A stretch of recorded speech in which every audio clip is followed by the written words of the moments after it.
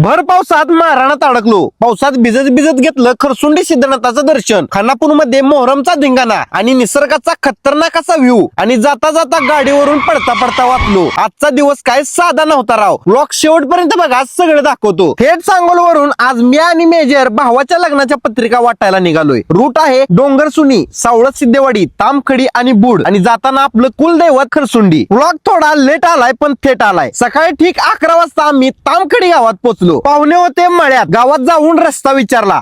मळ्यात सांगितले, मळ्यात विचारत असतं ना, मळ्यात असतं.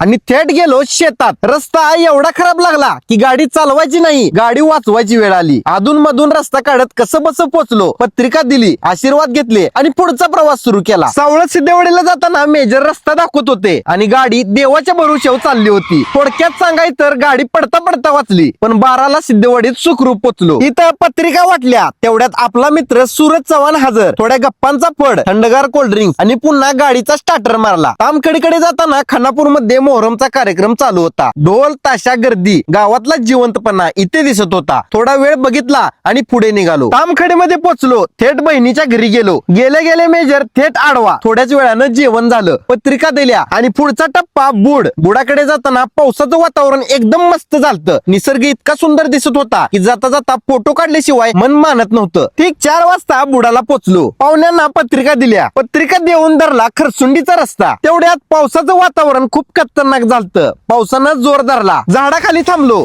सगळं आंबळे सारखं जायचं होते आणि आता कसा पाऊस थांबायचा, कसं तापून जायचं. थोड्या वेळानं पुन्हा निघालो, पण पावसानं आम्हाला माराणातच धरलं.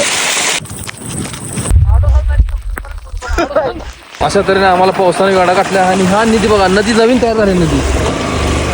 आणि असल्या पावसात आम्ही चाललेलो आहे भिजत भिजत आमच्या प्रवासाच्या दिशेने घराकडे. ओढ आमची घराकडे आहे. काय नाही मोर,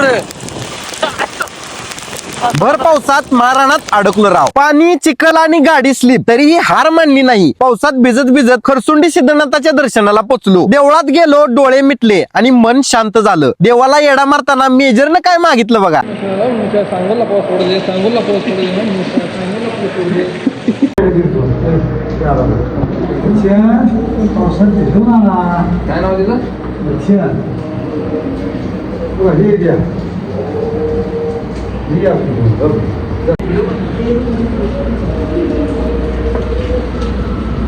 दर्शन घेऊन थेट घराकडे निघालो. मित्रांनो, हा ब्लॉग कसा वाटला कमेंट मध्ये नक्की सांगा. आवडला असेल तर लाईक करा, शेअर करा आणि हा तुमच्या भावाला फॉलो करा विसरू नका.